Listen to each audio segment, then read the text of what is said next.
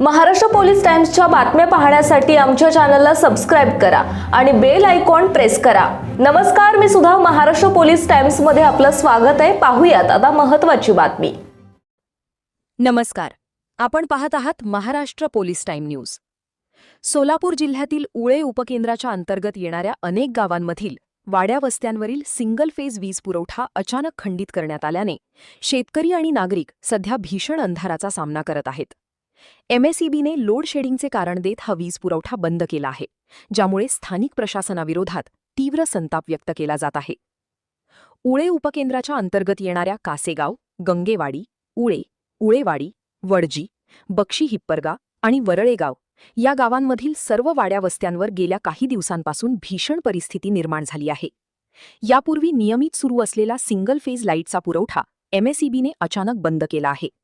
Load शेडिंगचे कारण पुढे करून वीज कापण्यात आल्याने या संपूर्ण परिसरातील जनजीवन विस्कळीत झाले आहे। या भागातील शेतकरी सध्या रात्रीच्या वेळी जीव मुठीत धरून राहत आहेत।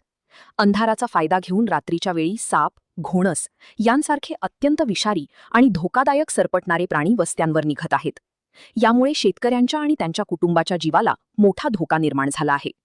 वारंवार मागणी करूनही प्रशासनाकडून कोणतीही दखल घेतली जात नसल्याने शेतकऱ्यांमध्ये संतापाची लाट उसळली आहे। सदर वाड्या वस्त्यांचा सिंगल फेज वीज पुरवठा पूर्ववत आणि सुरळीत करण्यात यावा अशी मागणी आता जोर धरू लागली आहे। जर MSEBने हा वीज पुरवठा तातडीने सुरू केला नाही तर प्रशासनाविरोधात तीव्र आंदोलन छेडण्यात येईल असा थेट आणि कडक इशारा स्थानिक शेतकऱ्यांनी दिला आहे। सदस्य संभाजी चौगुले, मी 2 किलोमीटर अंतरावर शेतात राहतो। आज 4 दिवस झालं फोन करतोय साहेबांना की लाईट का बरं बंद केली। पवार साहेबाला फोन केलतो तर साहेब म्हणले वरणच बंद झाले आहे।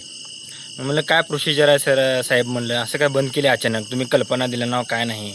तर आम्हाला वरणच नियम आलेत की लोड शेडिंग चालू झाले।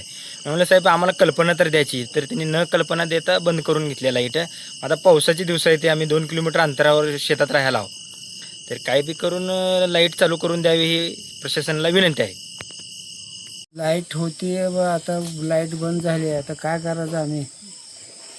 सगळे ते अंधार इचू काट्याचे साप निघते ते सगळे होते, काय नाही। मग 2-3 दिवस झालं लाईट नाही, काय नाही। पाऊस आला, अंधारात सगळे पळापळी व्हायला इकडे तिकडे झालं। लाईट नाही, इथं अंधारात लेकरं बाळ घेऊन इच्छू काट्याचं साप हे ते निघते, ते जनावराचं इच्छू काट्याचं लेकरांचं भ्या आम्हाला आहे। झोप येत नाही, पाऊस आला तर मच्छर फोडून खाते आम्हाला। नमस्कार, मी विश्वजित चौगुले। काशेगावात गेले 2-3 दिवस झालं शेतकऱ्याचे इतके हाल चालू आहेत। एक तर निसर्गानं कोप केलेला आहे आणि त्यात पुन्हा हा MSEBची माणसं मुद्दाम लाईट बंद केलेली आहे। इतके दिवस 6 महिने झालं लाईट चालू केली ती आणि आता अचानक पाऊस चालू झाल्यानंतर ही पूर्ण बाहेर झोपाव तर इचुकाट्याचं भ्या आणि घरात झोपाव तर पाऊस म्हणजे वारं वावदन कधी उडेल पत्र हे सांगता येत नाही। त्यामुळे 2 दिवसात जर लाईट नाही चालू केली तर आम्ही ही पूर्ण सगळे मसरासहित आम्ही सगळे पूर्ण बायका आणि मसरं घेऊन आम्ही MSEB ऑफिसला सगळेजण धडक देणार आहोत। लाईट इतके दिवस होती, 2-4 दिवस झालं लाईट नाही।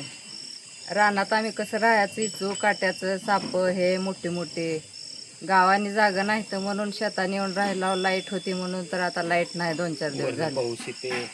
पाऊस येते, लाईट नाही, कसं राहायचं? लेकरांचा अभ्यास हे कसं करायचं लाईट नसल्यावर? महाराष्ट्र पोलीस टाइम्स चॅनलला लाईक आणि सबस्क्राईब करा। धन्यवाद।